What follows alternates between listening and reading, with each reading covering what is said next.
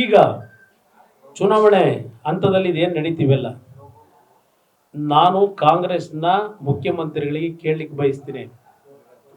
ನೀವೊಬ್ಬರು advocate ಇದ್ದೀರಿ, ಬಹುಶಃ ನೀವು ನನ್ನ ಚುನಾವಣೆಯಲ್ಲಿ ಸೋಲ್ತಕ್ಕಂಥ ವಿಷಯವನ್ನೇನು ಪ್ರಿಡಿಕ್ಷನ್ ಕೊಟ್ಟಿದ್ದೀರಿ. ಈಗ ಕಾರ್ತಿಕ್ ಅಂತಕ್ಕಂಥವನು ರೇವಣ್ಣ ಅವ್ರ ಮನೇಲಿ ಡ್ರೈವರ್ ಆಗಿದ್ದವನೇ. ಅವ್ರ ಮನೆಯಲ್ಲಿ ಬಹುಶಃ 8 ವರ್ಷದಿದ್ದೋ ಗೊತ್ತಿಲ್ಲ ನನಗೆ ಎಷ್ಟು ವರ್ಷ ಇದ್ದ ಅಂತೇಳಿ. ಅವ್ರ ಮನೇಲಿ ಕೆಲಸ ಮಾಡ್ತಾ ಇದ್ದಂಥದ್ದು ಮಾಹಿತಿ ನನಗೆ ಈಗ ಬಂದಿದೆ. ಇನ್ನೊಂದು ನೆನ್ನೆ ಒಂದು ಕಂಪ್ಲೇಂಟ್ ಕೊಡಿಸ್ಕೊಂಡಿದ್ದಾರಲ್ಲ, ಆ ಹೆಣ್ಮಗಳು ಸ್ವಲ್ಪ ಅವ್ರ ಮನೆಯಲ್ಲೇ ಕೆಲಸ ಮಾಡ್ತಿದ್ದಂಥ ಹೆಣ್ಮಗಳು ಅಂತಕ್ಕಂಥದ್ದು ಬಂದಿದೆ. ಮನೆ ಬಿಟ್ಟು 5 ವರ್ಷ ಆಗಿದೆ. ಅದು ಯಾತಕ್ಕೆ ಮನೆ ಬಿಟ್ಟ, ಇವನು ಡ್ರೈವರು ಇವರು, ಅದೆಲ್ಲ ಮುಂದೆ ತನಿಖೆಯಲ್ಲಿ ಬರಲಿ, ಅದು ಎಲ್ಲ ಬರುತ್ತೆ. ಅವನ ಹಣೆ ಬರವೂ ಗೊತ್ತಾಗುತ್ತೆ. ಯಾತಿಗೆ ಬಿಟ್ಟಿದ್ದ, ಅಲ್ಲಿ ಕೆಲಸ ಯಾವ ಥರ ಮಾಡ್ತಿದ್ದ, ಅಲ್ಲಿಂದ ಯಾವ ರೀತಿ ಹೋದ, ಅದೆಲ್ಲ ಮುಂದೆ ಬರ್ತದೆ. ಈಗ ಅದೇನೋ ಹೇಳಿಕೆನೂ ಕೊಡಿಸ್ಕೊಂಡವ್ರಂತೆ ಬೆಳಿಗ್ಗೆ. ನಾನು ಯಾವಾಗ ಈ ವಿಷಯಗಳನ್ನೆಲ್ಲ ತೆಗಿತೀನಿ ಅಂತ ಮೆಸೇಜ್ ಹೋಯ್ತು ಅವರಿಗೆ.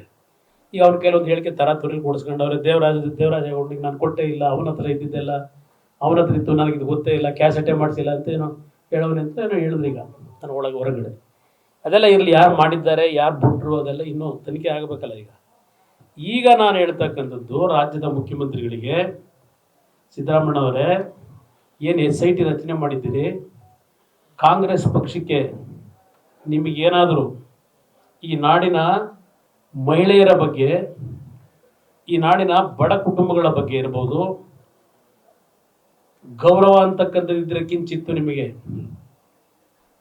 ದಯವಿಟ್ಟು ಈ ಬಿಡುಗಡೆ ಮಾಡಿದ್ದಾರಲ್ಲ ಪೆನ್ ಡ್ರೈವ್ಗಳನ್ನ, ಲಕ್ಷಾಂತರ ಪೆನ್ ಡ್ರೈವ್ಗಳನ್ನು ಸೋಷಿಯಲ್ ಮೀಡಿಯಾಗೆ ಬಿಡುಗಡೆ ಮಾಡಿದ್ದಾರಲ್ಲ, ಇದೆಲ್ಲ ಮಾಹಿತಿಗಳನ್ನು ಆ ಹೆಣ್ಣು ಮಕ್ಕಳು ಏನು ಅನ್ಯಾಯ ಮಾಡಿದ್ರು, ಹೆಣ್ಮಕ್ಳು ಏನು ಅನ್ಯಾಯ ಮಾಡಿದ್ರು.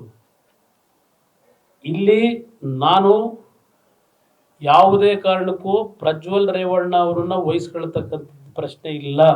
ಭಾಳ ಸ್ಪಷ್ಟವಾಗಿ ಹೇಳ್ತೇನೆ, ಅವನು ತಪ್ಪು ಮಾಡಿದರೆ ಆ ತಪ್ಪಿಗೆ ತಲೆ ಬಾಗಲೇಬೇಕು ಅವನು. ನಾನು ಭಾಳ ಸ್ಪಷ್ಟವಾಗಿ ಹೇಳ್ತಾ ಇದ್ದೇನೆ, ಸಿದ್ದರಾಮಯ್ಯನವರೇ, ನಿಮ್ಮ SITನಲ್ಲಿ ತನಿಖೆ ಮಾಡೋಕ್ಕೆ ಆದೇಶ ಮಾಡಿದ್ದೀರಿ, ಒಪ್ಕೋತೀನಿ.